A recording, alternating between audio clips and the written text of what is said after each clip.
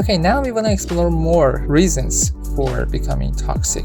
And I found this very great paper. It's a meta-analysis. Again, it's a very comprehensive analysis of the previous studies. Okay, the paper title is The Malevolent Side of the Human Nature, a meta-analysis and a critical review of the literature on the dark triad, narcissism, Machiavellianism, and psychiatry from Maastricht University, the Netherlands, and these are the great scientists, and from the Association and Psychological Science. Honestly, this meta-analysis paper is really comprehensive and has a lot of information. It's somehow a complex research paper, but I extracted something that is useful for us. So I don't talk about this anymore because there are other factors as well, but I provide you a summary of what we are looking for. So there are three major reasons in this meta-analytic paper.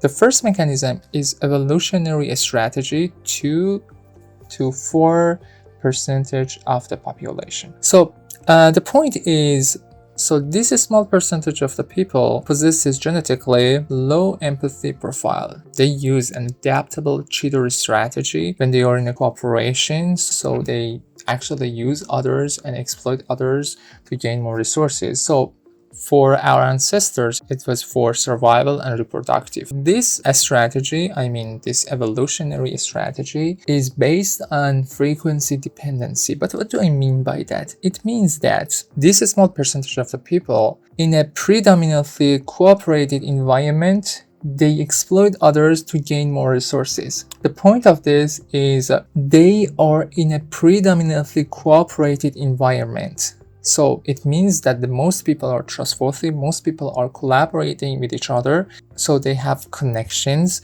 they're cooperating, elaborating with each other.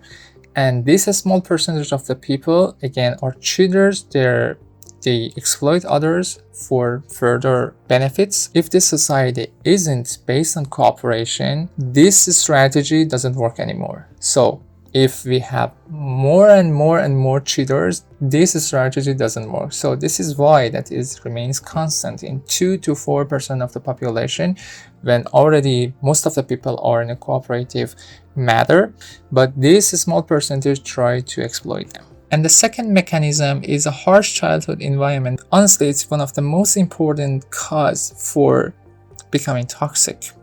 Having neglect, unstable environment, abuse, harsh environment, aggressive behaviors, especially during the development. What do I mean? I mean developing the central nervous system that occurs during childhood, unfortunately can change the brain structures that links to the empathy, emotional regulation, cooperation, and other important features. And finally, as a conclusion, the central nervous system prioritize fast life strategy means that prioritizing fast rewards or immediate rewards rather than investing on long-term social bonds. So the whole point is being placed in this environment can change the central nervous system, especially during the childhood, and can dysfunction those important features in a society, in our brain, like empathy, like emotional regulation. And finally,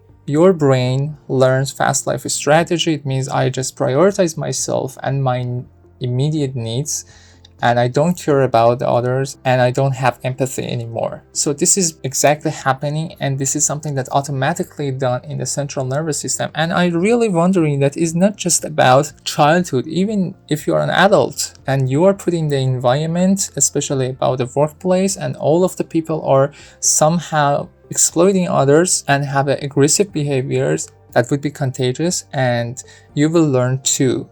And this is something that happens automatically via our central nervous system. And I already talked about the other features that evaluated by ASC was for corruption, inequality, poverty, and another one, I don't remember the exact name. And all of this contribute to the forming of the nervous system. So, and the last mechanism is the social learning. What you see, you become. It's really important to have a distinction between the mechanism 2 and mechanism 3. Mechanism 2 is happening automatically. Mechanism 3 is based on learning, so it's consciously, but the other one is unconsciously. And I know that we can somehow control what we are doing, but most of the people may not be familiar with neuroscience. And it's really simple, especially children.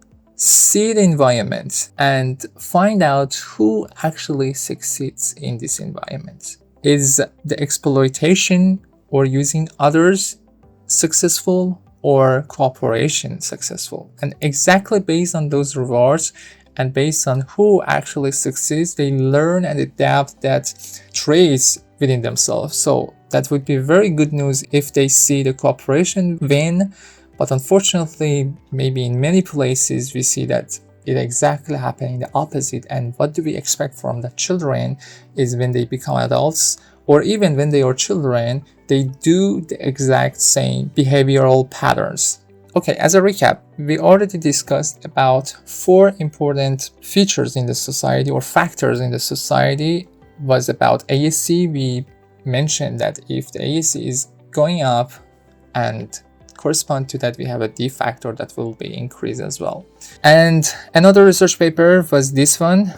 We already mentioned that we have 3 mechanisms that a society become toxic and the people tend to be more toxic. It was about evolutionary strategy, 2 to 4% of the population, and it's a dependence frequency, means that only a small percentage of the people are cheaters and exploit others in a predominantly cooperative environment. So it's really important that most of the people should be cooperative in order to allow them to exploit others and gain more benefits. Unfortunately, this is something happening based on the evolutionary and genetically low empathy profile people.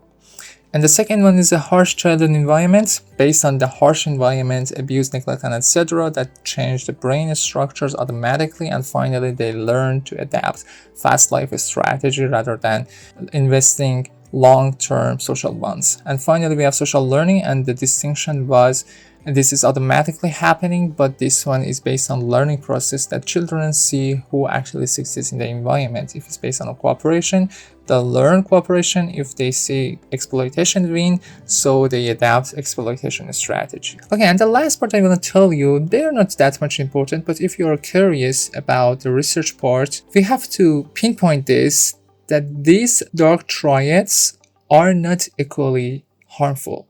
Okay, psychiatry is the strongest predator of destructive behavior. And when we are accounting psychiatry, we don't need that much narcissism and Machiavellianism. Okay, so the psychiatry is a dominant trait, and based on that, we can predict all harmful behavior. So don't worry about this part. It was just for some curious people who wanna look for more information about this and wanna do something in research.